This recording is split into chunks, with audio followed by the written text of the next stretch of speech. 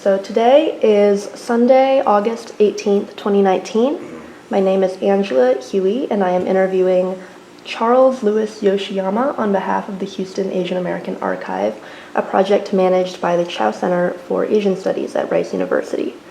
So our first question is, when and where were you born? August 29, 1989. That's my birthday, and I'll be 30 soon. This month, and I was born in Hamamatsu, the state called Shizuoka, near the Mount Fuji is. And then I moved to Tokyo with my mom. I was in a place called Chiba, Urayasu, next to the Disneyland. I grew up there until 15 years old. I moved there like around I was 2, and since then I was there. So describe your family growing up. Who did you live with, and who took care of you when you were a child?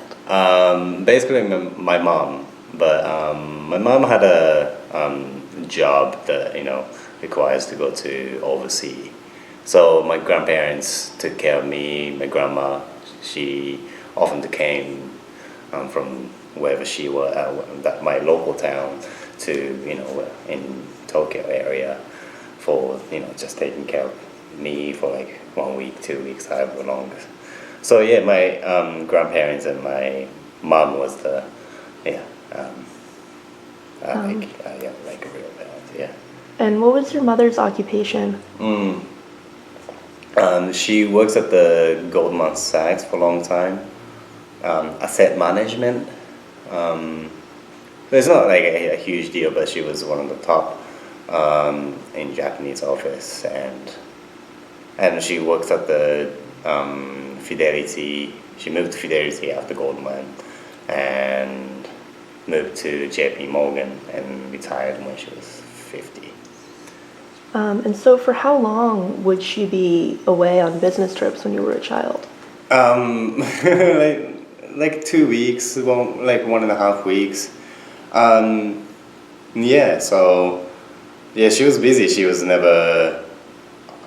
She was at home at the same time after I had the ballet training, starting at 7:30 and like goes on till like 10 o'clock. That was and then we come back like basically the same time. We had a nanny sort of. She didn't clean our house, but like she made a dinner for us, and we give her gratitude money, and then she come and cook, and then I was growing up like around when I was like 12 to 13. That's when I was getting that food from not food, so like go and feed it. She able to like cook for me before my ballet class and stuff, and so I was I was a young boy and like eating a lot. That's what it was. Now you look back, and it was a crazy time for her as well. Like she was, and she raised me by herself basically, and since when I was a baby. So my father, they divorced when I was young, so like I don't remember much of father. So and your father was French, right? Yes, And do you know what his occupation was? She used to work at the Swiss Air. I don't know what he does anymore, and he probably does Java. I'm not sure. And so how often would your grandparents take care of you, would you say? Sometimes during the summer break, when I was young, I just would go to my grandparents' house. Most of the time I spent time with my grandparents or my cousin, my mother's brothers, and just because they took good care of me as well. So I was back home quite often when the school's not running. And during the busy time, she goes over to like Chicago, from Japan to like Chicago, New York, LA, and like London, all sorts locations, and that was like a week, 2 weeks, and some length like that. that's what I remember. Yeah. And did your grandparents live in Shizuoka or Tokyo? Shizuoka. And had your mother's side of the family lived there for many generations? I believe so. Yes, yes. My father was from there. I'm sorry, my grandfather was from there, and then my grandfather's father was from there. But before that, maybe it was Hiroshima. But that's like really long time ago. Yeah. I think that's what I believe. We don't do those those tests into they go back the generation and stuff. But yeah, my family's been grown or being at Shizuoka, Hamamatsu. That's the city that they are, and since then, yeah, from since World War II, and because my grandparents experienced those eras, and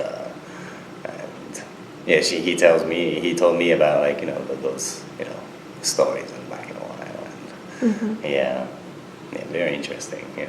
So, do you have any, stories in particular about your grandparents or great grandparents or earlier generations? Yeah, it's interesting story. My mom gets those tickets to see baseball, and my grandfather always loved to see it in live, and then he always watches. He always follows the one team from Tokyo, and then sometimes my mom gets the good tickets, and then he comes over for a day, and then and see the game, and then he stays there in Tokyo and a day or two, and then go back. Had that sometimes once a year, twice a year. Yeah, my grandparents are very such a good supporter, and then they think me as a fourth kid because they have the two brothers and my mother. She's the first child, and then they take care of me as fourth child. Yeah.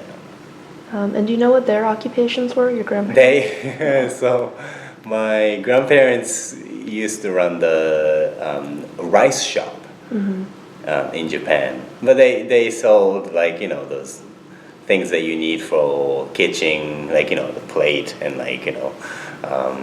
bowl, or either of course rice, ingredients and soy sauce, or such a thing. They used to sell, and then my grandparents used to go to farm quite a lot to help the people out, and but yeah, my parents were used, and in winter time they have the stove in Japan. Back in the time they didn't have AC, so the gas, my grandparents delivered the gas, and so during the winter time it's comfortable for for that one household, and they used to have my grandparents used to do that, deliver the heavy, a big gallon of the gas and to the house, and then fill it up and such a things. Yeah, that's about it. Yeah, they're shut now. They're not running it anymore. My grandparents is hitting 80s, late 80s, so yeah, they're not doing that stuff anymore. Were they still running the store when you were growing up? Yeah. When I was a child, they were running heavy. Yeah, And especially when I was really young, that I don't even remember that time. It was busy. I was here.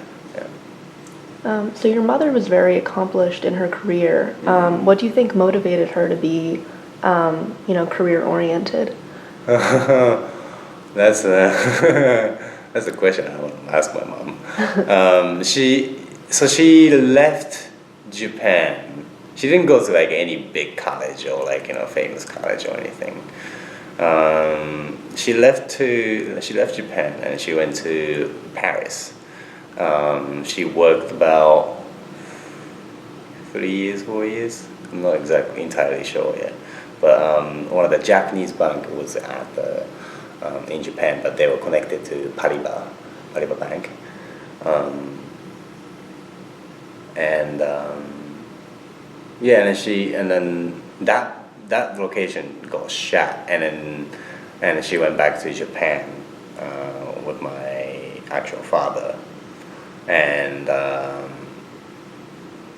and then I think she started working some other company, but it's like right after she started working with Goldman Sachs for quite a long time actually. Yeah, definitely more than 10 years.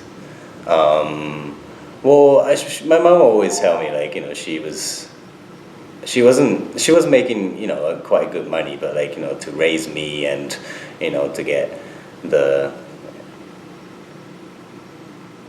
to able to like let him do like whatever I wanted to do, and then and she let me do it, and then she was very accomplished, and then she with the asset management, she not just by herself, but like a couple other businessmen or like the CEO or whatever. They write down the asset management sort of like a book, and so she's known. I mean, she's retired like more than 8 years ago now. But she used to go to Waseda University and like all the Kyoto University to teach those kids, or like the recreation or like sort of orientation was set for her with a couple other people. So yeah, she was very. I think she was very accomplished. But like she at the same time, when my parents divorced, and then she was at the same time, and then she was saving a lot of money, and she was a money smart, Yeah. and it was very and it was good for her. And then she always said she wanted to retire when she was 50 and just be done with it. And she's right now she's enjoying what she's doing right now. She's start running. She was never used to like do any sports or like going to gym, and but like she does stuff. She does volunteer stuff, and she's back in Shizuoka. Mm-hmm. She built a house, and then she's living there longer than anywhere else. So she's in Japan, and I think she's doing volunteer for the people coming into Hamamatsu, and like able to like sort of like a guiding of places, and like you should go to these places, or like castles, because the Hamamatsu Shizuoka has quite a bunch of the castles and memorial and stuff, and so that's what she does right now, and she comes here quite often to see me dance at the Houston Ballet. Yeah, and that's what she does the most. Like since I joined the Houston Ballet since 2007, 8. She's been in and out of Houston and Japan for more than 30 times. Wow. That was the last time she came, like, which is in June, May, June. Wow. Yeah, so yeah, she supports great, and then and she always tell me that she couldn't able to cook. She's not a bad cook or anything. She's able to like cook stuff, but like she was just always busy. And I left Japan when I was 15.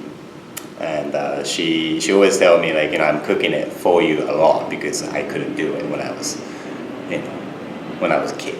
So and then she comes in and cook the meal for me and then see the performances, and like it's a good we fight a lot, but like we have a good relationship. Yeah.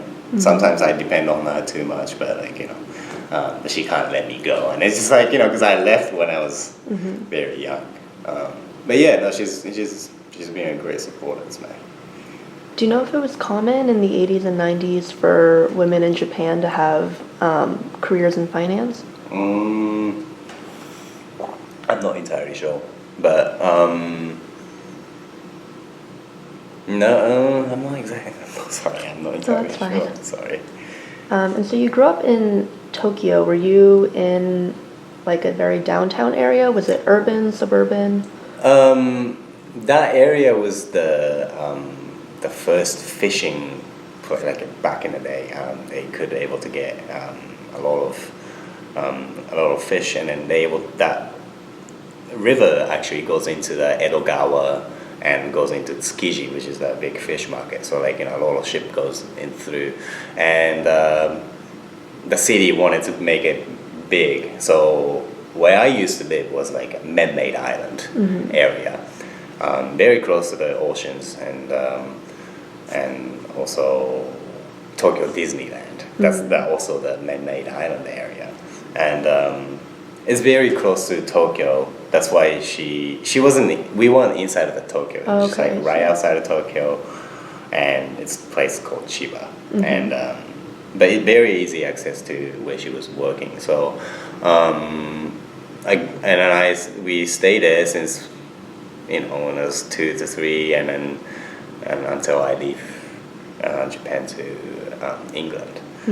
That's until then I grew up there, and I have a great memory there. Yeah. So what are some of your favorite memories of your childhood outside Tokyo? Well, Tokyo happens. A lot of things happens. Like when I was, also, I stayed at the one school, and I moved to junior high, and then stayed at the same school for all 9 years, and I still have great friends there, and that's the best thing I still got, and I able to see, I was, when I was started very interested in dancing more than anything else. I able to see those famous ballet company comes in from Paris, Moscow, and all the way to London, New York. So I able to see catch those a great company when I was young, and you can't get that much if you're outside of Tokyo, and and Tokyo is a great city, and it's my home. And I always think that's their home. Yeah. What kind of school did you go to? Regular school, not Catholic or anything. It's just really nice school, and elementary school is 6 years, and junior high is 3 years, and that's sort of like the must educated in Japanese law. Yeah. And then I graduated, and then went to England. But the junior high was interesting because I'm half Japanese and French, and then there were a lot of a mixed blood in there. America, of course, and the European country, Australians. It was interesting because I guess it's really diverse, upcoming city. So a lot of people start moving into around that area. So we had, I still have one good friend. So he's half Japanese and half American, and it's interesting. You don't see that much often at that time of in Tokyo, or because it's just with the businesses and such. Yeah. And so what was it like overall growing up, biracial or mixed race, when you were a child? We I don't know actually. Well, it was interesting because when we have Parents' Day and something like that. I'm not sure what is it called in English, to be honest.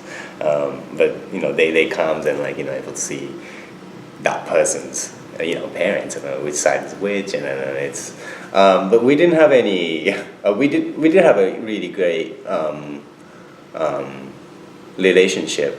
Everybody speaks Japanese, and then we studied by with Japanese language, and we didn't have, and once we had about 3 not disoriented. Somebody was on a wheelchair, and somebody had a trouble with the help me out. Disabled? Disabled students were in our grade, in the same grade. I had a different class for 3 years, but we had those, you know, three people growing up together. So like, you know, we had a rough time. We had also a very good time as well because, you know, we were able to like take care of, you know, those people. You know, if you see it, like, you know, as I growing up, like I see those people on train or like, you know, if it seems like he needed help, and it was like very automatic things that I do to like, you know, help because like I grow up with those people and that was our thing to like, you know, help those people out. And that's a great, you know, learning. I don't know, that's it was good. I'm glad that we had, you know, someone like that to growing up with. To see like, you know, just, you know, I know we grow up and so we know what they are not capable of, and so yeah, I think it was great education that I got in Japan. I think. So was that your school in particular that had a program for disabled students? No, actually, we just happened to have, you know, in the same class because, you know, the below my grade or higher my grade, they didn't have any. We just, I see. yeah, our grade or our year was just had three of them, and I think it's very good and to like educate it by something that, you know, something extra to help out the, you know, economy and or like, you know, you know, yeah.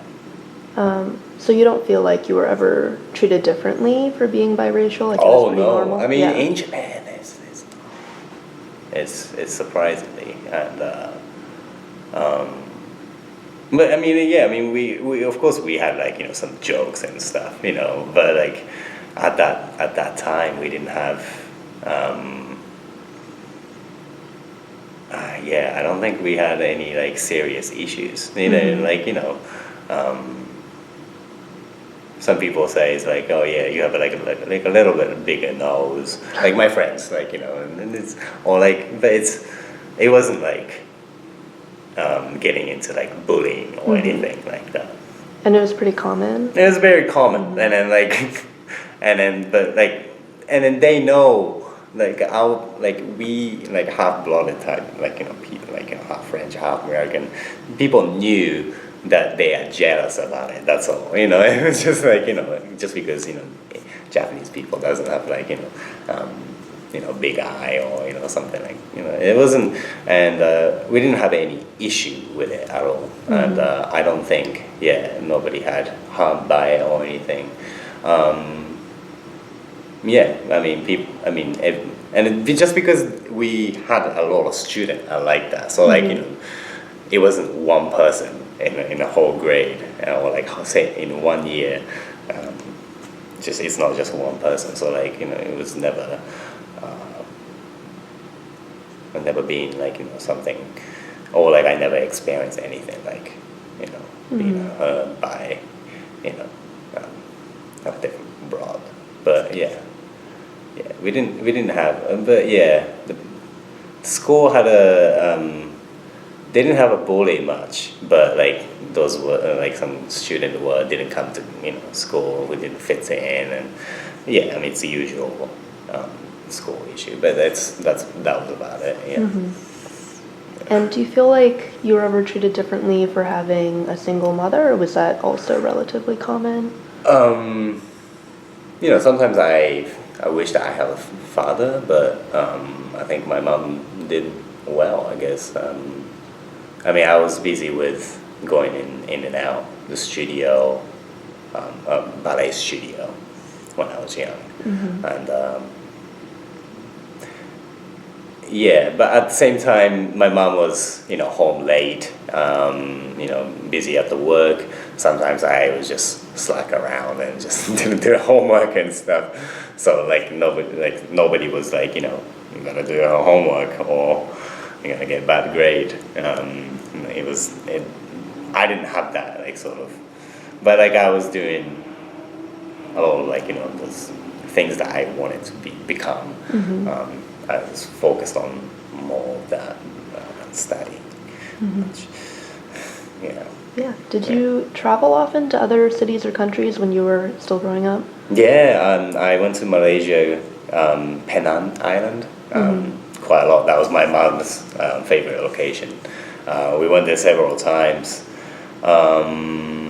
Yeah, my mom took me quite a lot of places. You know, when I was like, summer break or like winter break, spring break, when she had a chance to take me, she took me to a couple like business trips and stuff. So yeah, I was able to like become able to travel around with my mom and all the holiday and stuff. It was good. Yeah.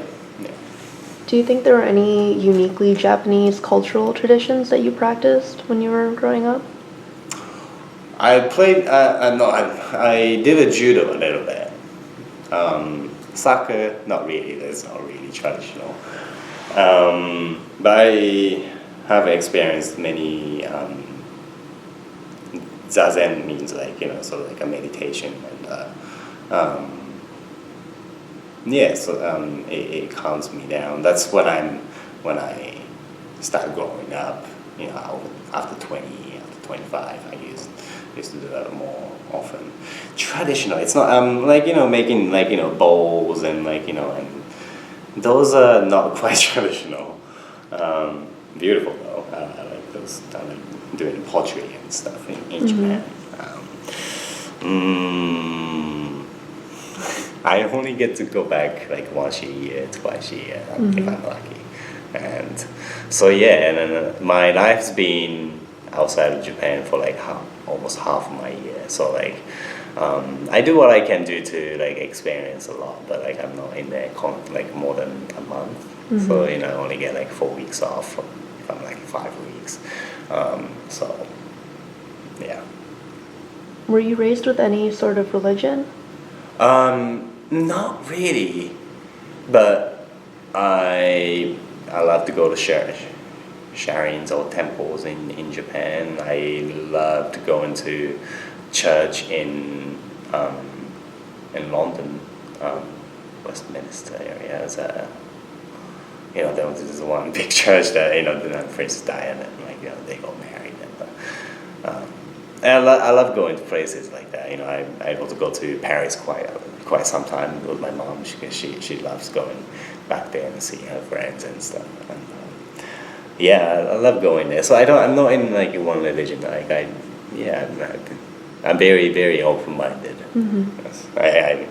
I believe in not every, but lots of religions, and I respect it in every sort of way. Yeah. Yeah.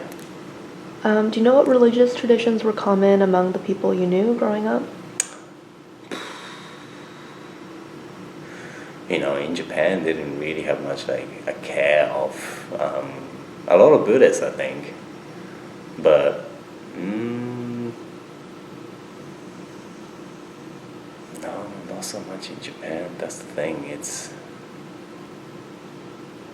yeah, and then we were in Christian school, so the student were. I don't know anything about it. I didn't care that much at the same time, when I was young too. And then, when I went to England, yeah, of course, there's a lot of Christians. But also there were Italian people, Russian people, Belarus, and American. So it was my school it's a ballet school in England. We had a Jewish people and Christians, of course, and see, that's I never really gone to church on Sunday until I came to United States, and my ex-girlfriend was Christian, and she wanted me to go to church once in a while, and then I tag along, and it's peaceful place. So I love doing that sometimes, and and it's to be in that place. It's it calms me down. I can forget about everything. It's nice. Yeah. Are there any traditions or foods that remind you of home? Oh, Japanese food, just in general, I think I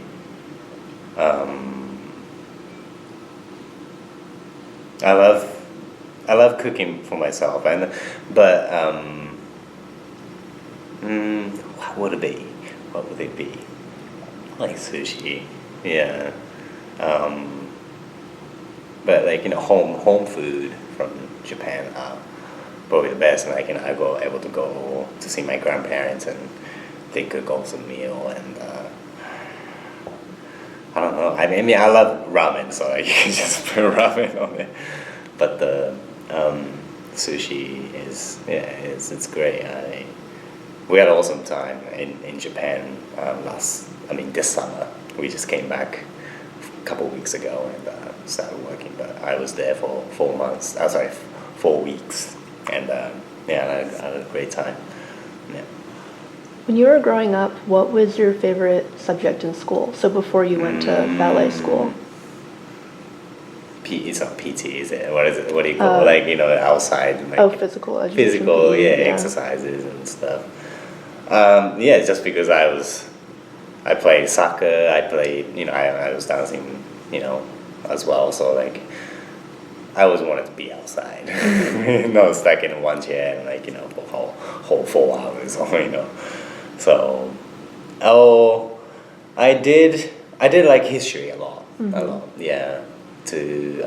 Especially the world history. Of course, Japan as well. I'm more interested in that side now, but world history, and then also I love like studying about planets and the space, and I was great interest to it. So it's a perfect place. It's NASA's here, and I took like many people. I went there by myself. I've done tours so many times. But learning and keep in touch with those. I still do. Read the news and the new stars found. That was my favorite, and I hated math. And did you study English when you were in Japan? Yeah, well, in Japan, not anymore though, but Japan didn't teach English soon enough. It was we started at 12, especially at my school, and then now it's they start 9 years old or something. Quite differences there, but they couldn't really teach you so well, and the interesting story I had, my mom was at the Goldman Sachs. She was at the Roppongi area, which is there's lots of bars there and clubs there. I didn't go there, but my mom started planning because I got the I got not the contract, but I got the I got accepted by English National Ballet School, which is I went there. But 6 months ago, 9 months ago, my mom had an idea to bring myself to Roppongi every Monday night or something, or I can't remember which date, and a British guy would able to spend time with him. So I get more used to having a conversation one-on-one rather than learning letters or learning vocabulary and stuff. And which of course that's the most important thing, but having the conversation and getting used to those Cockney accent, because we learned American English in Japan, so and that was a huge difference for my ear, because they do have such a thick accent, and didn't know what that means for when I moved there. So I was not culture shock, but I studied English enough, but it wasn't there. But it helped. That person helped me to spend time with me for like a couple of nights, and like we went out to play pool, and like went to his house and like spent time with him, having dinner, and I thought that was great, because I'm not wanting to be going over there without able to like speak any English, and yeah, and then England was first at first it was rough, right? To understand people, and like eventually I got used to it, and able to graduate in 2007. Yeah. Before you decided to do ballet, did you have any different career aspirations, or did your family have any expectations for you? Expectations? My mom was a ballet, like you need to become a ballet dancer. I wanted to be, a footballer, but in Japan the football was very popular sports for the kids for at that time, because we just had a World Cup in Japan, and so it was like big competition there, to become a professional footballer. And my mom just didn't want me to get hurt, and and she didn't want me to see, playing and like not become a professional. But ballet, the male not capacity, but we didn't. The ballet is like meant for girls, but of course, a ballet like a male dancers there as well, and she wanted to buy her decision, like sort of. I stopped for soccer when I was like 12, and my mom told me to like if you quit soccer, I'll let you go to like summer school in the United States. I actually went there in Boston, Walnut Hill. It's like an art school. Yeah. I went there, and of course I was able to go to England and stuff. So she told me that she will give like 100% support if you choose ballet. Yeah. So like I didn't have any chance. Like she was like, if you choose soccer, I don't know what to do. Like there's nothing coming out from my pocket. And I was like, so it was I was forced. I would say. I wanted to become a footballer, but and then around that time, I stopped soccer, and then like I started putting more focus on ballet, and then I finally start liking dancing, and wanted to become better and better. So it was good. When I went to Boston, Walnut Hill was like when I was 12. Just before I turned 13. And great school, and a great time I able to spend there. I wish I'd gone there for getting degrees and actually like getting in. I should have done that maybe, but because England was quite rough for me. Sorry, I'm going to like a different direction now. But England was quite rough for me to live. Just so much distraction going on. Weather wasn't suitable for me. Yeah. I got really depressed in the winter time. You don't see the sun, and I moved to Houston, and it's all fine. I've been here more than 12 years now. So yeah, it's I've been affected by weather quite a lot. We'll get to that part first. Yeah. Just to go chronologically. Sorry. Yeah, no problem. When did you start taking ballet lessons? When I was 5. Yeah, my mom took me to the ballet studio in a local town. I just started playing soccer, and I did not want it to do anything to do with ballet at the first, because I opened the studio.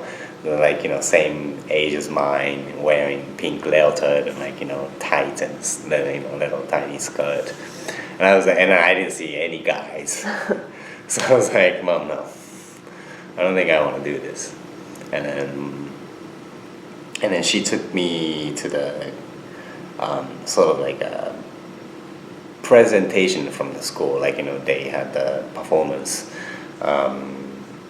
before Christmas, and I saw one of the student dancing. A male dancer was dancing, and then I saw something, very sparkling, and I told my mom that I wanted to be like him, and that was the trigger, and I started dancing. Yeah. And at what age was that? 5. Oh, that was at 5. And was there a particular reason your mother wanted you to study ballet? Had she been exposed to a lot of ballet growing she up? was never a dancer. She wanted to become a dancer at one point. That she always told me. But she had a friend that about to burst up, pretty close, and then they knew the sex. At that time, and then what are you gonna do to your daughter? Like, what are you gonna, make her become, or like, how are you gonna, do different things other than like studying? And then she said, that my mother's friend said, I'll let my daughter do ballet, and my mom said, she want me to become like a kabuki player, but the kabuki player is they have those generations. So your father or your wife needs to be like a very famous actor, but not just him, like his father's father, like your parents, and like those generation needs to be like a famous kabuki player. So like, there's no way that your son's gonna be, half French, and there's no way that I'm gonna be a kabuki player. And she was like, okay, well then I'll let my son a ballet. That was I say this to like every interview, but it's just because it just it just doesn't make sense. But she's already decided, like, I'm gonna make my son a ballet dancer as well, and then that started of her, a mindset or whatever. Yeah. And when you were still in Japan, how many hours a week did you spend doing ballet? I would say like 6 days a week, 5 days, 6 days a week. Depends on the day. We usually start at like 7 o'clock to like 10 o'clock, so, sort of. And by Sunday we don't have a school sometimes, and so like even Sunday. But yeah, I was lazy student. Like, I skipped sometimes, and I didn't know I wanted to be. So, and before I really wanted to become a ballet dancer, or even after that, I was lazy. Yeah, and yeah. And did you have any friends or classmates who also did ballet? Not from my same age, but older and younger one, yes. But not much male dancer. So I was at one point I was the only one, and then the student comes in, and a couple male dancer and a student, started training, and yeah. Yeah, so you mentioned going to Walnut Hill School in Boston for the summer when you were 12. What made you choose that program? That's exactly the same guy who decided me. No, and like I saw the guy who I wanted to become like him, and he actually went to the Walnut Hill School, and then after he graduated, he went to San Francisco ballet school as well. So yeah, and then I had a really good thing about the school, and the summer school's awesome, and then it was like 6 weeks rent. I've never done anything like it, and that was and it's a summer school, so like I wasn't able to speak English at all, like zero, and it was a good experience. It was something unusual, but yeah, but not like a very professional ballet company summer school, nothing like that. But it was like art school, really far off from the, and it was nice space. Um, and I really enjoyed that one. Yeah, I'm glad I did that one. Mm-hmm. And had you been to the United States before? Before, possibly, yes. I probably went to Hawaii before that, and maybe New York once, and like LA or Miami, whichever, because of my mother's business trip, and but nothing like staying there for like to like attend the school or anything like that. Just trip. That's it. Yeah. Mm-hmm. How did you communicate with people if you didn't speak English? Sign language. I had a little, book, and I had one of those the digital dictionary and stuff, and I type in Japanese and I show it to him, or find it, and then I did what I can, and that also, it wasn't a good decision, but there's people who speaks a little bit of better English from Japan, so I sometimes I ask them to translate. At the same time, and then when we were started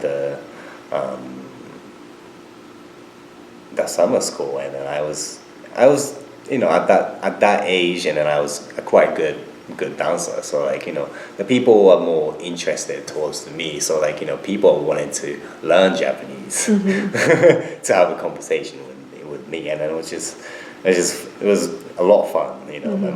My mom was just thought that was hilarious, and but yeah, we had a good time over there, and I these couple dancers I met in Houston since then. So after 7 years, 8 years, and I reunion at the Houston, and a couple different locations and stuff. But we try to communicate quite a lot, and I try to spend time with the people from here, and but it was only 6 weeks, and I wish, like I said earlier, I wish I'd stayed there, and then it was a good experience. That's for sure. Yeah. And did you go by yourself, or did your mom? My mom took me. Yeah. Yeah, with the business trip. She made a business trip to go to New York, and we spent maybe a couple of days, and then I went to Boston there. My mom took me, and then it was a dorm stay, so she left back to New York, and she went back to Japan, and then we at the end of the summer intensive, they had performances, and my mom came back, and then it saw the performance, and then they took me back. And there were other Japanese students there. Were there students from other countries too? Yeah, I believe so, but not so much. It wasn't that international. It was a lot of students from the school around, New York, and it was a lot of students actually. And then they had those the groups, and the age groups, and those yeah. It was big big place, yeah. And at the time, was it already obvious that you had professional potential? And at that time, and so people recognize me. I'm a good dancer, and I wanted to become more better and better, and but not to mean to brag. So it was a good. It made me confident a little bit. So it was good to see what's outside from Japan, and because we are island, and we don't know anything about how they train and stuff, and then it was a good experience to see how they dance, and they also have the singing programs, and jazz, and then also Oh, that's just the clock. Oh, okay. Yeah. They also had a painting program. So I'm not sure. There's I didn't see it. That's the thing. Like I couldn't communicate so much that I didn't know where the the student were from here or either from either somewhere else. Yeah, yeah. That's all. Sorry. Yeah. Did you feel like you got more recognition in Boston than you did in Japan for your like abilities? In different way, maybe in different way.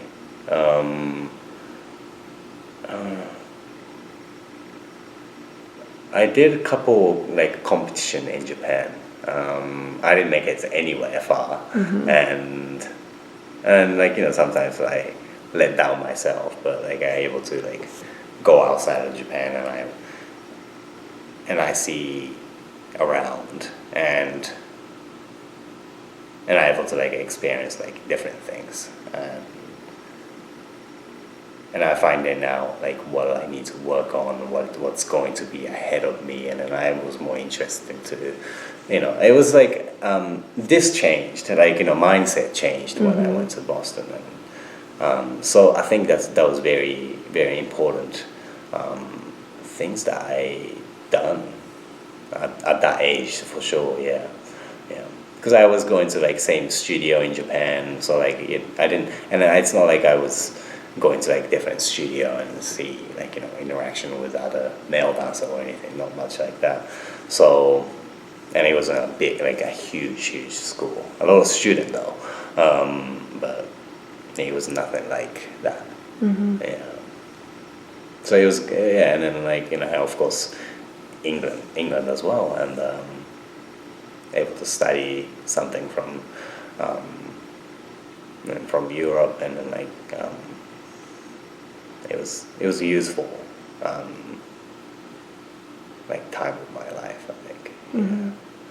Did you notice any differences in teaching style between Japan and Japan is mostly a Vaganova style. It's like Russian ballet technique, like Vaganova, and in England had a dance curriculum for it's called the Royal Royal Academy of Dance. They have completely different style, not completely different style. It's just like a more proper way of dancing. I would take that as that's the sort of the way of British people and being trained, and there's a curriculum for it.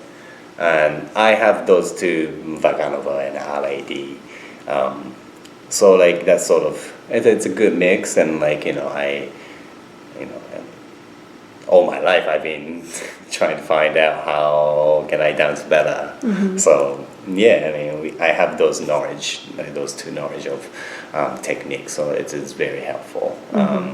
That was the thing that I moved to England, and I felt it a lot. In America, there's not much of it, and then also I was when I moved to Houston, joined Houston Ballet too, which is like the second company of the Houston Ballet, and I moved up to company after that year, so I didn't have much like the technique that I was learned from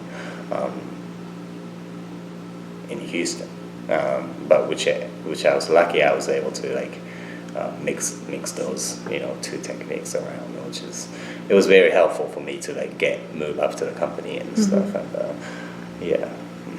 How about at Walnut Hill? Was there a particular style there? Not much. I don't remember. I was just enjoying the time over there. How did you get the opportunity to go to the English National Ballet School at 15? Well, I wanted to go to some national company that country supports, and getting into like a good company, and that way you need to go to good schools. It's like college, isn't it? It's like England. Well, that's why I wanted to like audition Royal Ballet, which is one of the most famous school in the world. and I wanted to join there, but unfortunately I couldn't. The timing wasn't right, and I wasn't able to get accepted from that school. And English National Ballet School, which is also located in London, and the teacher were former Royal Ballet principal dancers, and one of the guy who used to dress, he used to work for Royal Ballet's wardrobe, who used to dress Rudolf Nureyev. And I don't know if you see White Crow, the movie came out like a couple months ago. He's one of the legendary male dancer in history. And then he had a connection with a Japanese company, that wardrobe guy. And then I able to meet with that guy and send a video to us, and then for the spring course that they had, like 2 weeks, 3 weeks long of the sort of like summer intensive, but it's in the spring. I got accepted to that, and then after that they gave me they accepted me to the school, but I wanted to finish the school in Japan, the junior high school. So I asked them to join like the year after, and I had to finish whatever I needed to do in Japan, and I flew to London. Yeah, that's the connection that I got, which is great, and you can't get that some often, and then some scholarship goes away from if you do some competition, if you win something, but I didn't win anything, so I was nobody. And I was lucky to get accepted and then spend 2.5 years. I didn't have a scholarship. At that time it was like almost £3 for $1. So the financially it wasn't great. But so my mom asked me to let's do this Japanese government sort of studying program, and then those the Japanese government will hand out those scholarships wherever you're going to. And I got selected, very lucky, and I had a whole 1 year of scholarship for the English National Ballet School, and I left. I graduated in 2007, June, July, around that time. And how were you sure at age 15 that you wanted to pursue ballet professionally? And at that time, did you ever have any doubt about that path? Yeah. I started going to the school.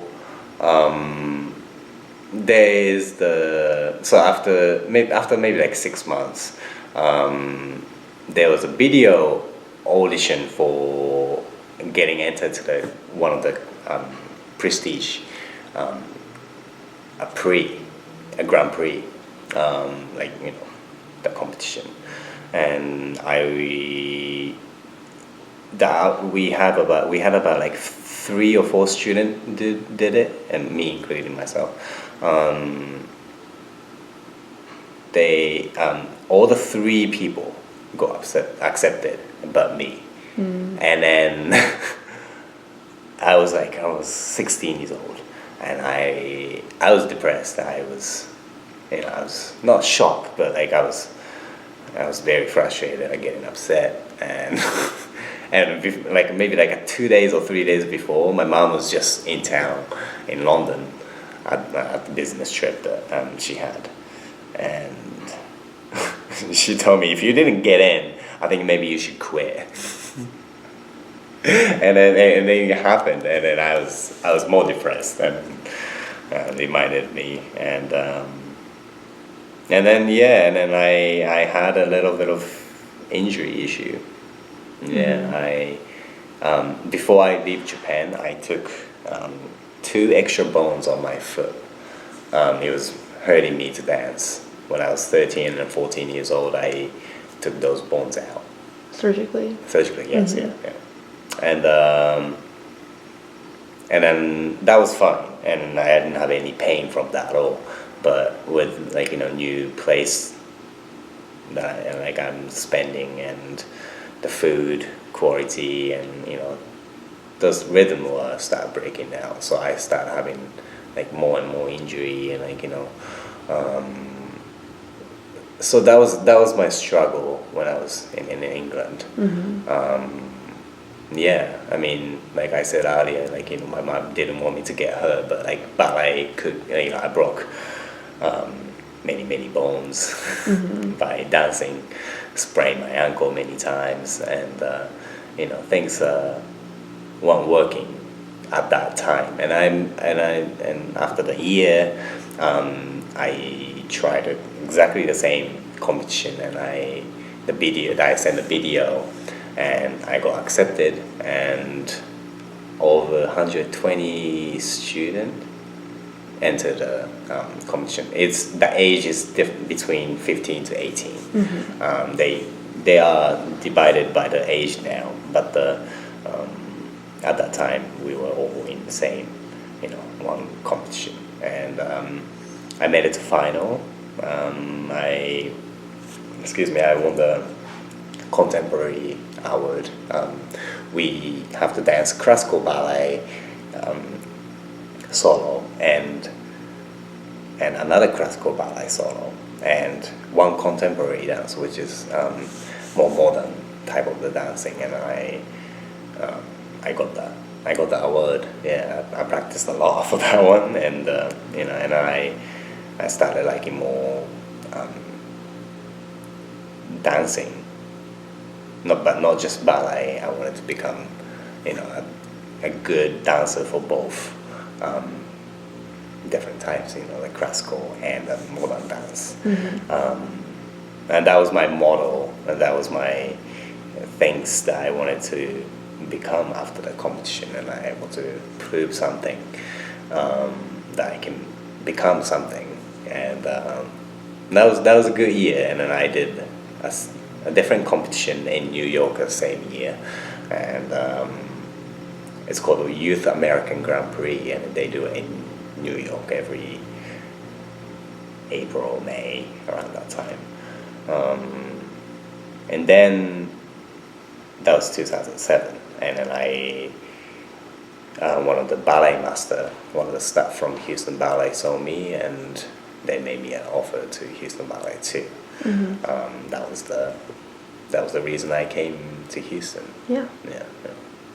And so when you didn't make it the first time with the video audition, did you think about quitting, or was that not an actual consideration? I wouldn't think I was quitted, but I was probably not very focused anymore. I'm not sure what was gonna happen if to be honest with you. It's a big competition, and yeah, I don't think I would quit it, but like I would think about myself a little bit, like what would I want to really become, because you didn't make it to the competition. So I had a little bit of doubt for myself at that one point, and by able to prove something different, so I was more confident afterwards. Yeah.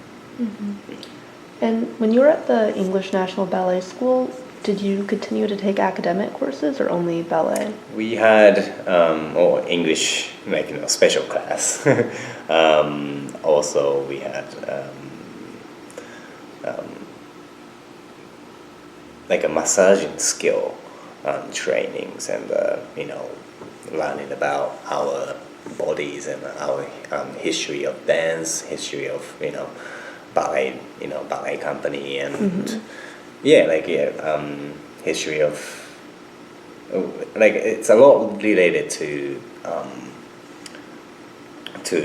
the ballet. And they had RAD, which is I didn't do the curriculum, but they had you could get some degrees from RAD, which you can become a teacher, you can get license, and some sort of stuff. I can do it, but I haven't done it yet. I'm more focused on my professional career at the time. At this time, hopefully, I can go back to England and learn some more academic stuff, and so I can teach the next generation and students. But there weren't any like math or science classes, or were there? Nothing like that. Yes. And were there other students from other countries at the English National Ballet School? Yeah, like I said earlier, in Italian, Russians, and Australians, a lot of Asians, like a couple of Americans does. Yeah, yeah. Any other Japanese students? Yes, a lot of Japanese, few Korean, yeah. So, can you talk about the adjustment of moving to a whole new country when you're only 15? What was that like? Yeah, it was rough. I mean, I never cooked. I never, I have to do laundry. I have to do there was a lot of things that I needed to take care of myself. But which is good things to learn, and good things to start doing it when I was young. So I wouldn't be, I wouldn't be skipping around those things that I need to do. It was a lot. It was a lot to take care of myself, and especially that time, the pounds was so expensive. I had a struggle to find a location to stay and live comfortably. That was my most concern. I wanted to be inside of the center and able to access to my school, on time, and because London's traffic, wasn't that good, and the train was late a lot of times, so it wasn't on time. It was that was like a little difference with Japan. And buses coming on time, trains, and such things. That was a big adjustment too, and weather.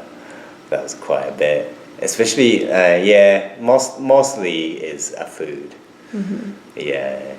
Were there dining halls, or did you have to cook yourself? We didn't have a cafeteria or anything for the school. No, we had a little bit of Marks and Spencers and like Tesco, and it's like sort of like small supermarket. You can buy some pasta and things. I try to cook a lot, as much as I can, but yeah, it was hard. So that's the first thing I have to do. Yeah, struggle. Yeah. Very, very struggle. Yeah. So you were there dormitories, or you were just living separately in an apartment? See, in England, I was too young to stay at the dome. The dome age starts in England for the men is 18 over. So I wasn't old enough to getting into dormitory or nothing like that. And the school didn't have anything like that. So that was a bit rough to find out the place to stay, and So were you living by yourself in an apartment? Mostly, yes. I didn't share much. Yeah. No roommates or anything? No, well, because we could have get the roommates, but I don't know. I did not want it to be have a roommate, and then I was sharing strangers, the bathroom and the kitchen and stuff, and that was a little bit cheaper, and I can find a better location. But sometimes I had to move out, and I moved quite a lot when I was in England, possibly 7 times or a bit more in 2.5 years. It was a good time. And so you mentioned that the food was a big adjustment. Was that because you didn't like the British food, or were there foods you missed from home? Both. Both, yeah. Yeah, it was very hard to go to find a good restaurants. Ended up going to the same place for 2 years straight. Yeah. And yeah, and then also the quality itself, it wasn't the best. Yeah. Now I moved to America and I can say that. Yeah. Yeah, but mostly I miss the authentic Japanese food. Yeah. And did you feel homesick? Maybe like a little bit, but like I was also enjoying a time in London as well. Like I was busy too, like busy at the school. But yeah, maybe a little bit. You can say that. Yes, yes, but not terribly that I have to go back or nothing like that. Yeah. And did you experience any culture shock?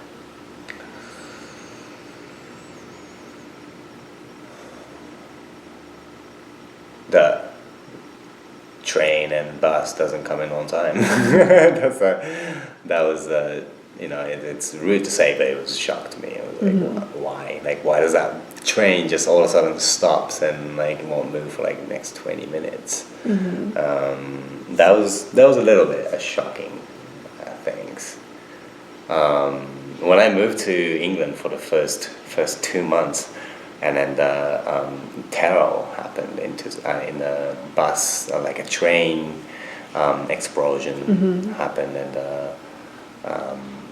so yeah, it was a bit scary actually. It was like a couple of days before I go back to Japan, so it was a big problem in England. Culture shock. Well, it was like most likely weather shock. Yeah. In the summertime they had the sun won't go down until like 10 o'clock at night, and in winter it's pitch black by 4 o'clock in the afternoon. So that was like, what is happening? It was just quite miserable. Yeah. It was just like a little different. It's funny, like I go back to England now and like a couple years back, and I enjoy it being in there but not to live, and I enjoy it more visiting in England. I love every part of London because I know around like how to get there, like where do I want to go. It's a fantastic place, but like it was just a little bit different when I was young, at that age by myself for the first time, and didn't fit in so well in England. But How often did you go back to Japan? since when I was a student, yeah, when you were studying in England. twice a year, yeah, like one in summer and one in winter. Yeah. And so later when you ended up at Houston Ballet, did you choose Houston over other companies, or was that your main I option? did, yeah. Actually, I had an offer from the one ballet company in Leeds. Medium-sized company, about like 45 dancers. But at that time, I really wanted to get out from England. It was bad for the school for me to turn it down, because that school is obviously want me to go to like one of the English company. So I didn't take the offer, and I wanted to and I was at the 17 at that time. I skipped the grade once when I first time I got to the England in April, and I was supposed to do one more year of first year from August to next June or some July. But when I came back, I was second year, and they had it until third year. So that's why I say 2.5 years.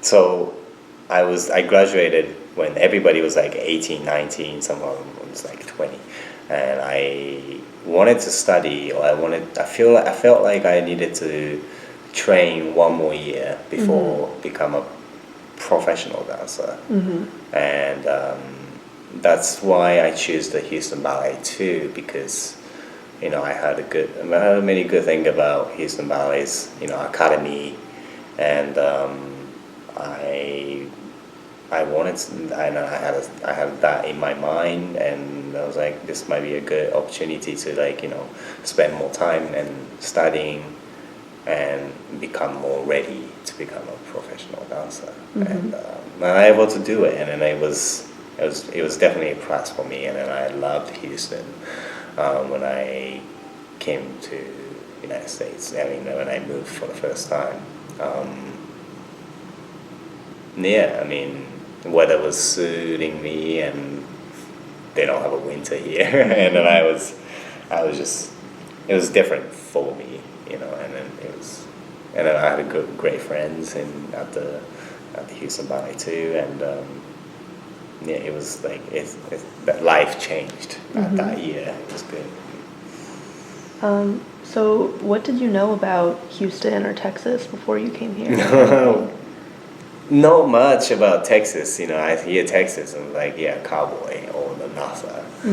That those two are the only things was in my mind, and I knew Houston was a big city, but right now it's way bigger than when I moved for the first time in 2007. Yeah, NASA and the Cowboys, and yeah, I didn't know what I'm going to getting into, but I heard Houston Ballet was is a quite good company, pays well, and so it's great to be like some other the second company of somewhere. Yeah, and I was very much interested in the United States, and because I had a great time in Boston, so I had those experiences that like came up in my mind, like I have to be like I want to leave England and have different life opportunities to be somewhere that some a whole lot different, and yeah, and it worked out perfectly. Yeah.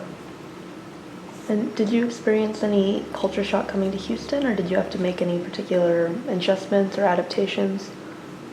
Driving. Driving. I didn't have any experience of driving either in Japan or in England, and they drive opposite way too. So that was like small shocking, but I mean I knew a thing about that, like they drive different way. Yeah. In Houston, it's just bloody huge, so I needed to own a car as soon as I could, and yeah, I started driving like when I was 21 or something, 22 maybe. That was a big adjustment, and also in Houston, there's not much places furnished a house. Yeah. So like I'm buying first time buying like furnitures and stuff. I was hooked. It was fun. I mean, and that was like not the culture shock, but like it was like wow, like I didn't know anything about, I didn't think that I would have to get any furnitures or anything, because England was like completely furnished, and everything came through. So yeah. And did you find it was easier to get authentic Japanese food or stay connected to Japanese culture in Houston versus London? I think so. In London, I mean, of course, London has a lot of Japanese Asian people there. There was a lot of Asian food were popping out. So about the amount of like getting in touch is exactly the same, but Houston Ballet is supported by like many nationality donors, and we have Japanese donors as well, and I'm able to get connected with them, and which is I had more like a human interaction with from Japanese people or those Asian society. It's like more physical like conversation and such were better in Houston. London, they had those Japan Center and stuff, like they had you can buy a lot of like food ingredients and such things, but same as in Houston, like you just kind of have to drive a little bit far away to to go to H Mart or some places. Yeah. But yeah, no, Houston has a great amount of Asian people, and foods like to support our arts and I think it's brilliant. I'm able to perform at the Asian Society, the performing places there. They have the really amazing architecture house by the not far away from here, isn't it? I'm able to perform there and such, and it's I think it's great. Like what we have is great. Yes, of course, this is Dr. Chow as well. So they shows great interest to Houston Ballet. So and then they want to stay connected with me, and that's why I have this that good opportunities. Was it difficult to obtain a visa to work here? Visa. I had working visa or one visa. First year I got in the company, I had 3 years of it, but it was hard to get approved at the first. But by doing the international competition in one of the Europe and in the United States were quite a big help, I think, because I both won the contemporary award, and so I'm not just one regular student coming from Japan and got the job or anything like that. So it was sort of promised, and this dancer is good, so please give a working permit visa, and I got that, but now we do have a contract renewed once a year, every year we get renewed, so we won't get 2 years or 3 years of visa, so I have to do this visa application and stuff every year. Wow. Yeah. Sucks. And then sometimes government is very busy, very strange right now. There are a few dancers are not back yet. We've been starting back more than 4 weeks now, and the dancers hasn't come back. Some of the dancers haven't come back. From which countries? China, Korea, Japan, Australia, or either New Zealand, whichever. But most of the people have not had experience to be a professional dancer.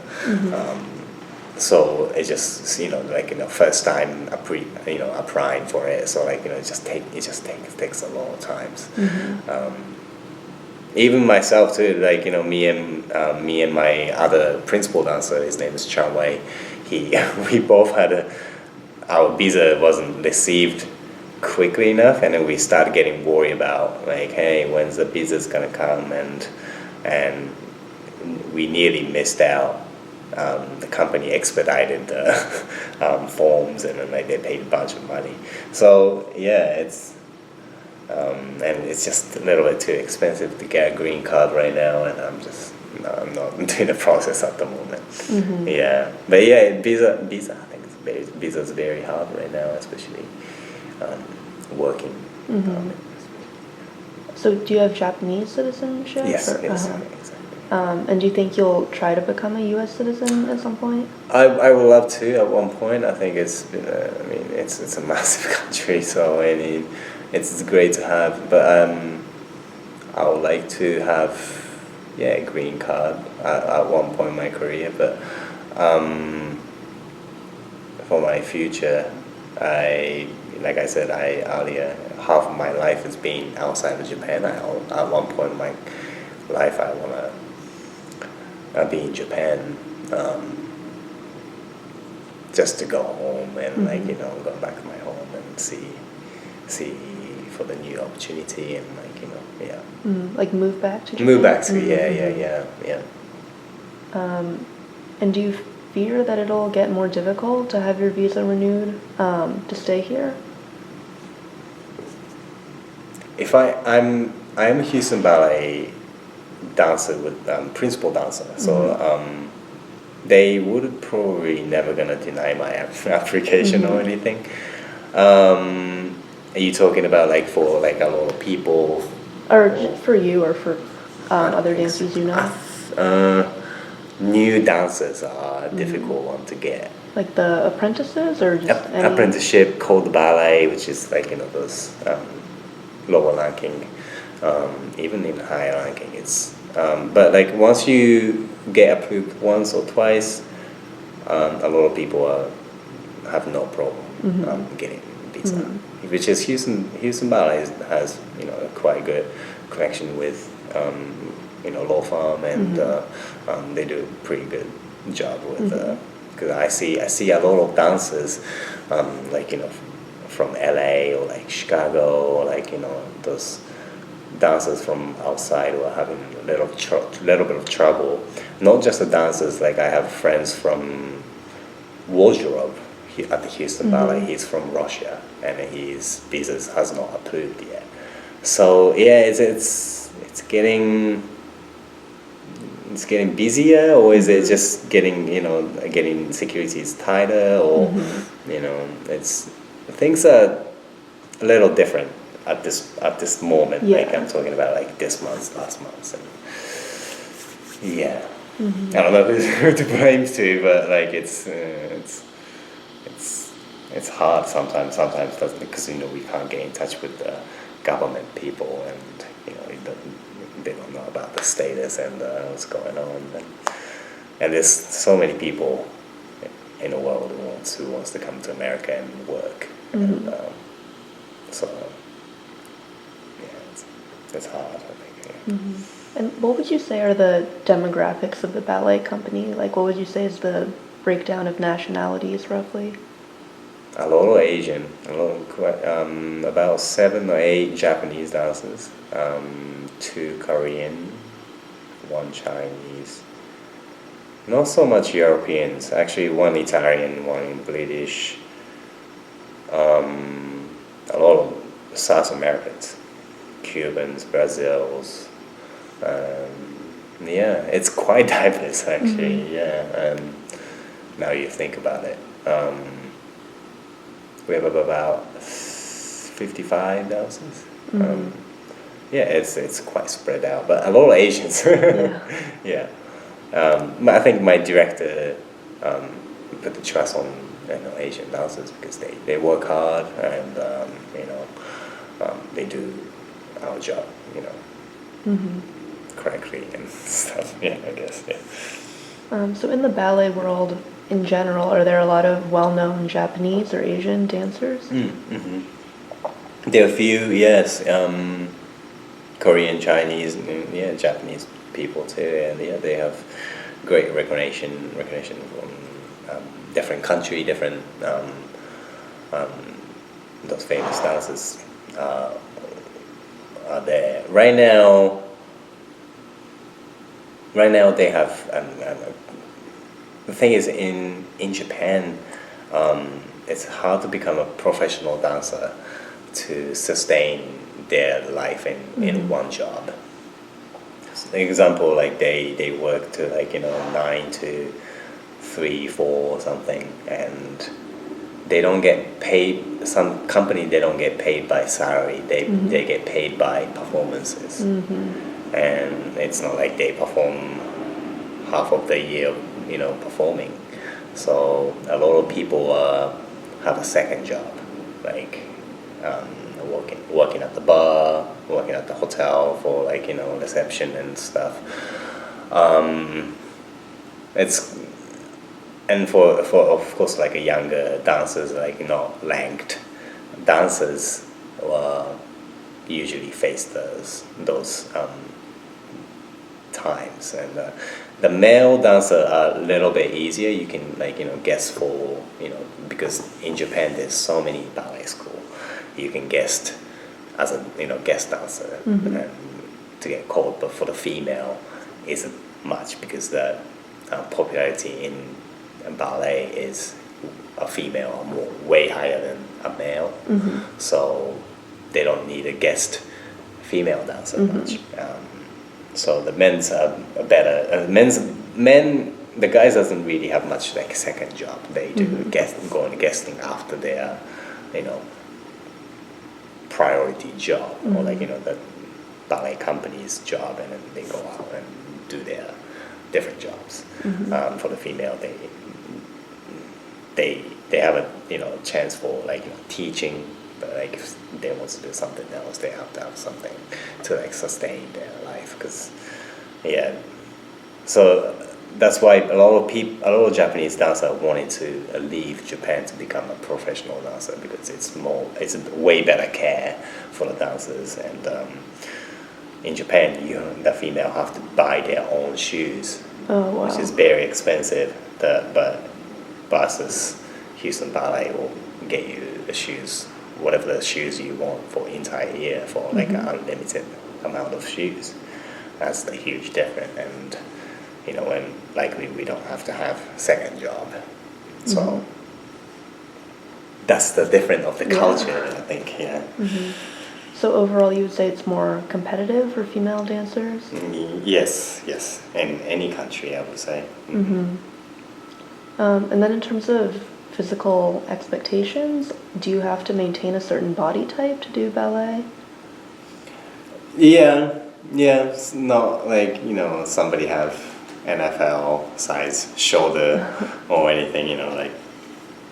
But as I become a ballet dancer, I think they've trained long enough to able to become like very like a physical athlete. Yeah, I mean, we need to like the male needs to lift the girl, so like not so much of like limited, like you can't go over 120 or nothing like that, but like it will show in the body type. And as I become a professional dancer, and the bigger company gets, like major company gets, it's harder to, so you need to have like certain body types. And and of course the looks as well. And yeah, I mean for the girls it's it's tough sometimes. The ladies' bodies changes quite often. And some people cares about weight controlling, but like I have a great I sweat a lot, so like so I eat whatever I want, to be honest. I be careful about nutrition. Like I try to be healthy as I can be. But I'm going to a barbecue place like after this, so like I haven't really much of. I mean, for physic, we have 2 days off, but like I always go to the gym before the starting the new week and stuff. But like I keep my body always moving, and we have 6 hours of rehearsal. I sweat most of the time, so like I lose also burns a lot of calories. So I think I'm in shape, in the season. Yeah, and then you get injured, but you do rehab and a lot of things. And the Methodist actually supports us. So like if you break something, or like if you have muscle injury, and they also take good care of it too. So Houston Ballet has every needs, which is great. So you started as an apprentice in 2008, right? Yes. How long did it take you to rise through each rank? Apprentice is a 1-year contract, so you either get kicked or either you stay as a corps de ballet. I got to demi soloist I think 2012, and after that year I moved to soloist. Like they have a couple different ranks. I moved up after I spent about 4 years in corps de ballet. Back in the day we had really good dancers, and we just didn't have much spot available to go up, because somebody had to like sort of quit or move up to like somebody take that spot. So like it was packed. A really good company. I was very motivated when I joined the company. Yeah. So what percentage of people rise through each rank, from like corps to demi soloist and so on? right now is quite high, and then every company has a different a set amount of people, and just because for the budget and such a things matters in that situation. Yeah, I mean, somebody has a future, and they will use that person to make them challenge something and prove it. And if it doesn't work, they'll keep continuing trying you, and it depends on how the person do well, and how the company wanted to expand the dancers, and or move them up so they can keep them, and such things. Yeah, I went through every rank. It took me 8 years to become a principal dancer, which is average. Not too long, but not too fast. I experienced a lot of things, and it's it's a great time to be, and I dance a lot too, so good time to be in Houston Ballet. Do you know roughly what percentage of people starting out in the corps end up as principals? Some people moves to different companies. Some people join as higher ranking or the court ballet. Depends on the age. Depends on what director's taste. Percentage. I would say, let's say court ballet, which is like most dancers stays, or the younger dancers are starting from that point. I would say 3 or 4 people at the most in 1 year would move up to demi-soloist or skip to the soloist. It depends on the year. It depends on what become available. So let's say 20 dancers in corps ballet. I would say 3. So yeah, it's not a high percentage, and yeah, I mean people. That's why people work hard, and we do have a great dancers there, and from inside outside of the United States. In an interview with the Houston Chronicle from a few years ago, you mentioned dancing as Golo, the Japanese pimp in Madame Butterfly, right? So in ballet, how often does the nationality of a dancer correspond to the role, or was that just a coincidence? Well, it's one of the coincidences as well. My director is also a choreographer. He is from Australia, and he made a Madame Butterfly. I'm not exactly sure when he created it, but I think he created it in Australian ballet when he was still there. Very young, actually, when he made it. And that became his signature ballet to sort of perform often.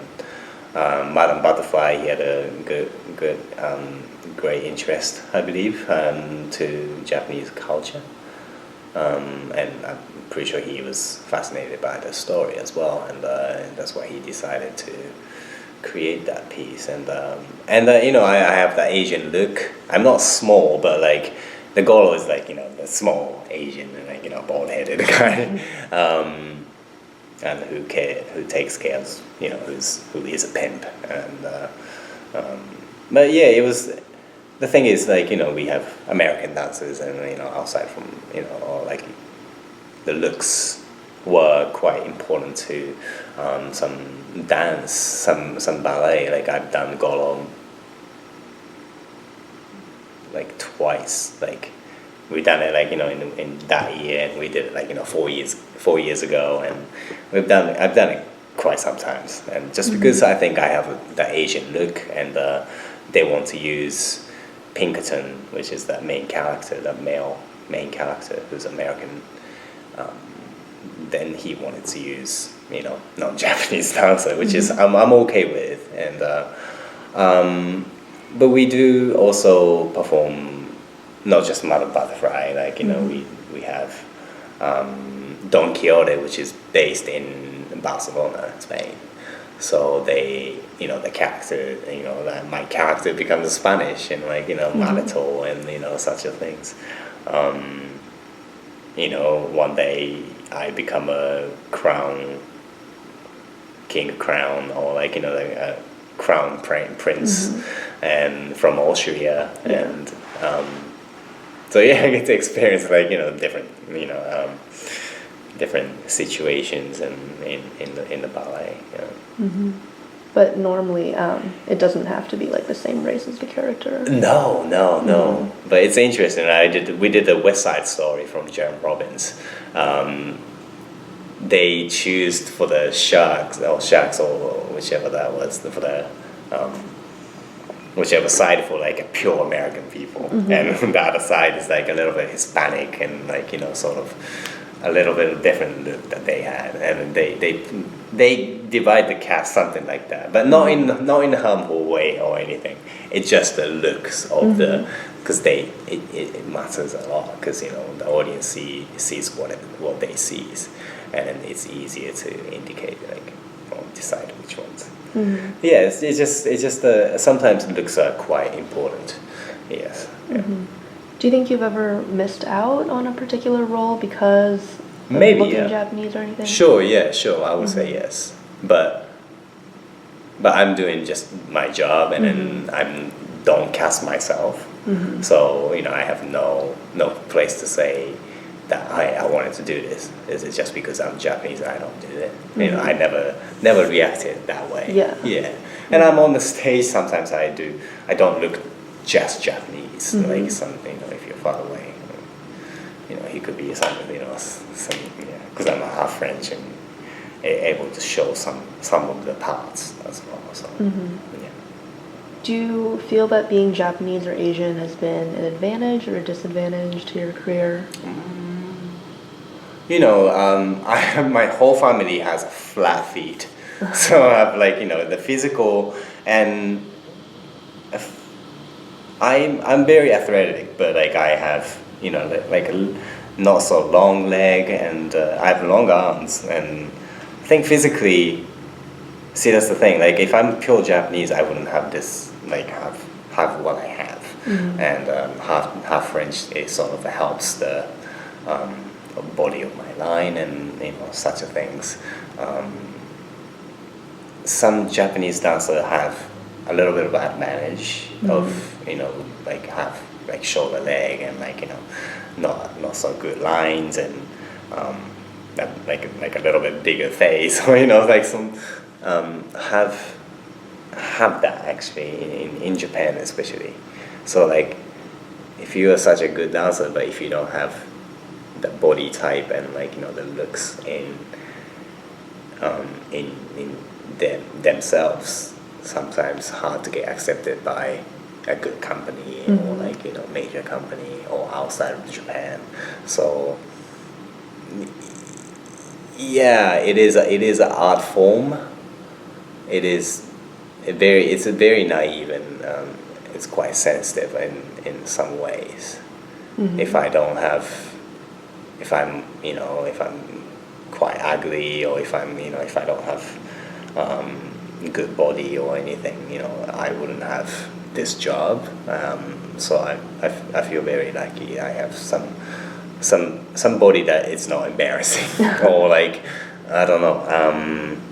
Yeah, I mean, but I explained earlier, like, but my entire life has been not working now, but like I've been like in shape, like dancing, and so I felt at some point I made my body into like in the shape that I wanted to be. So lots of like self-care have been into my body, and then and then I think that's what I need to be. I need to work hard every time. That's to keep the physical like in myself. I think it's very important. I can't get fat, and then do main role, and then I don't want to let people down. I want to be able to show my best of me, and then that's why I always in and out studio, in and out gym, taking care of myself. Yeah. And have you ever felt doubt about your decision to become a professional ballet dancer, or have you ever thought, what have you done, something else? But yeah, I mean, like I always see, you know, I'm a huge soccer fan. I follow the news a lot. I think I know footballer more than ballet dancers. And then, you know, I see those player getting that much amount of salary, and the dancers, you know, not being so appreciated. And especially, like, you know, you see those NFL player, like any sports getting, you know, like basketball, and like that salary are outrageous, really high, and which they deserve. But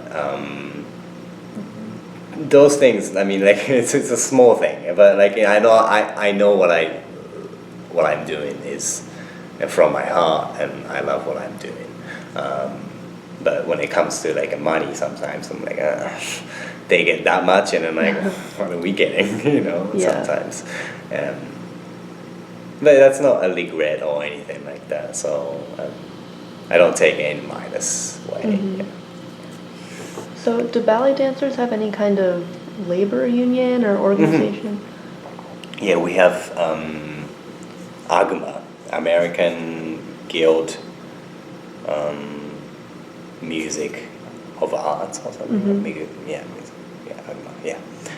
We have the big union from New York. A bunch of ballet company has the union behind it, and as it's very good. Take good care of dancers, and so yeah, we do have one. So yeah, it's great. Yeah. And do you get paid time off for injuries, or do other dancers get Yes, paid? yeah, we have a workers' comp. If I broke one time, like a big injury, like I broke my foot, I'd be taken care of by Methodist and Good Harrison Insurance, and I did get paid, and because I got injured at the work, and so yeah, we do have a backup. So in another interview, you mentioned that ballet careers don't last a very long time. How long would you say most careers last? No, male and female is just a little bit different. A female can go longer, I believe. For the male, it is a physical. I want people to think that we're just standing around. It's everything we do on the stage it's being trained. It's being like hours of work put into it, and it's very physical. I mean, I lose so much pounds after I do main role and stuff. I sweat it out. Very exhausting, but we're just not dancing, moving around. We also acting as well. So it's that's ballet. Sorry, I forgot the question. Oh yeah, how long do most ballet careers last? Like at what Oh age? yeah, do like most- us. For the male, I would say if it gets to 40, I think maybe that's the time. I was 35, 30, like later 30s. I would say female, it can go over 40 if they want to. It depends on the person, yeah. But yeah, that's the average age of retirement, I think. Yeah. And what do most dancers do after retiring? A lot of dancers go back to college. A lot of dancers just take care of family. A lot of dancers go and start teaching, become a ballet dancer. My friends just got contract with the National Ballet of Estonia. He's from there actually, and then he gone back home as the ballet company's director, which is it's a big deal. So yeah, there's many people have set mind to what they want to do after their dancing career. How do you spend your time outside of ballet? I have a dog. I spend with my dog quite often. Relaxing, outside my work, as the age goes higher, I need to like take care of more of my body. So like I get massage, sometimes acupuncture. Yeah, I purchased a massage gun, so like just like I always just taking care of my and like try to relax, eat healthy food, cook a lot. Yeah, it's and taking I own the house, I take care of it, and that's I'm busy with that actually. Yeah. That was massage. What did you say? Gun? Massage gun, which is like it's like sort of like a vibrate, and you sort of like relax your muscle. Oh, And okay. it's like it's a thing now. It's like a foam roller. To do exercise with for our muscle, like relaxing, but like they also have those guns are like sort of like pressure to like like make the muscles softer and some sort of things. What do you think is the future of ballet? I think it's the future of ballet is. I think it depends on how the company presents and draw the interest from the people who never seen ballet before, and I want people to like able to enjoy it, and that's our duty. Like our duty is like play the role correctly, and then like so the audience can understand what's going on, because we don't use the mouth like explain who's who and like who you are, and I think and a new creation of something which Houston Ballet does quite a lot, with my boss, who creates a piece or like story ballet. I think generation, passing on to correct generation, to generation to like correct way of dancing, like by teaching, by showing. Yeah, and trying, the ballet world to start trying to do some little projection and stuff, and lighting skills, and it's just the ideas. Yeah, I mean they are doing. I think it's doing really well to the community and trying new different things, and it's very very interesting. And yeah, I mean it's. So yeah, I won't be not just a nutcracker that we do. We have different things that in our programs that I want people to like interested and like able to feel the like able to collect the connect it with the audience, like by how we performing, and then but also interacting after the performance and stuff with the community. Yeah.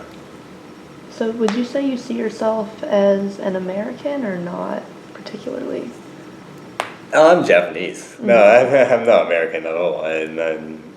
But like I love the city, and I can see myself spending a long time in Houston or either somewhere else. But I've been travel to like quite a lot of places, and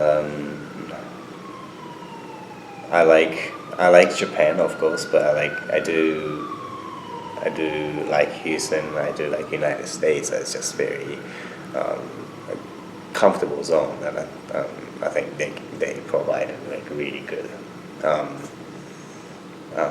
service. I mean, it's more freedom here, and I enjoy spending time here. And I'm just right now I'm just keep busying myself after work, and being focused, and yeah.